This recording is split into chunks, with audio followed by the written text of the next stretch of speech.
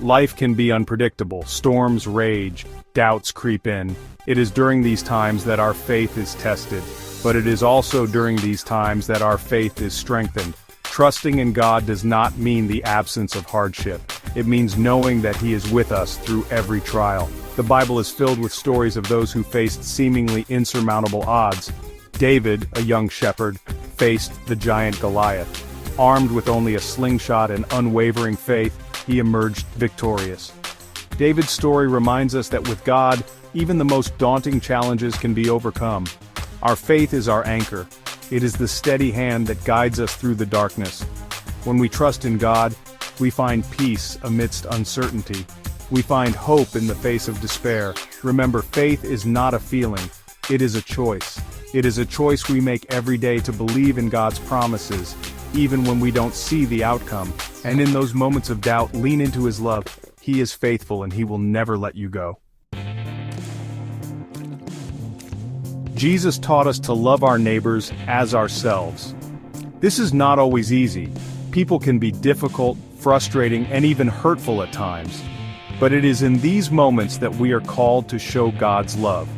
Loving your neighbor means showing kindness to all, even those who are different from us. It means offering a helping hand to those in need. It means treating others with respect and dignity, even when they don't do the same for us. When we love our neighbors, we reflect God's love to the world. We become His hands and feet, extending His grace and mercy to those around us. And in doing so, we experience the transformative power of love. Remember, love is not just a feeling, it is an action. It is a choice we make every day to put others' needs before our own, to forgive those who have wronged us, to be a source of hope and encouragement in a world that desperately needs it. Forgiveness is one of the most powerful gifts we can give to ourselves and others. When we hold on to anger, resentment, and bitterness, we only poison ourselves. Forgiveness sets us free. Think of Joseph. He was sold into slavery by his own brothers. He faced years of hardship and betrayal, yet he chose to forgive. He recognized that holding on to anger would only destroy him. Forgiving others does not mean condoning their actions. It means choosing to release the anger and pain they caused us. It means handing our hurts over to God and trusting Him to heal us. Forgiveness is not always easy. It is a process that takes time and effort, but it is a journey worth taking. For when we forgive, we open ourselves up to experience the fullness of God's love and grace. Humility is not thinking less of ourselves, it is thinking of ourselves less. It is recognizing that we are not the center of the universe. It is acknowledging our need for God and others. Moses, tasked with leading the Israelites out of slavery, was a man of great humility. He doubted his own abilities, yet he trusted in God's plan. His humility allowed God to work through him in mighty ways. Humility frees us from pride and arrogance. It allows us to see others through eyes of compassion and understanding. It opens our hearts to learn and grow from our mistakes. When we practice humility, we create space for God to work in our lives. We become vessels for His love and grace to flow through us. And in that surrender, we discover true strength and purpose. Life will inevitably throw us curveballs. We will face challenges, setbacks, and moments of fear. But courage is not the absence of fear, it is acting in spite of it. Think of Esther. She was a young woman who risked her life to save her people. She faced her fears with faith and determination, knowing that God was with her. Courage is not always loud and bold. Sometimes it is the quiet voice inside that whispers, "Keep going." It is the strength to get up after a fall. It is the willingness to stand up for what is right even when it's hard. Remember, you are stronger than you think. You are capable of overcoming any obstacle that comes your way. Draw strength from God, and face your fears with faith, knowing that He will never leave your side.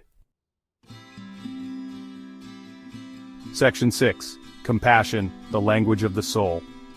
Compassion is the ability to step into someone else's shoes and feel what they feel. It is the heart of God reaching out to a hurting world. It is the language that transcends words. Jesus was the embodiment of compassion. He healed the sick, comforted the grieving, and offered hope to the lost. His life was a testament to the power of empathy and love.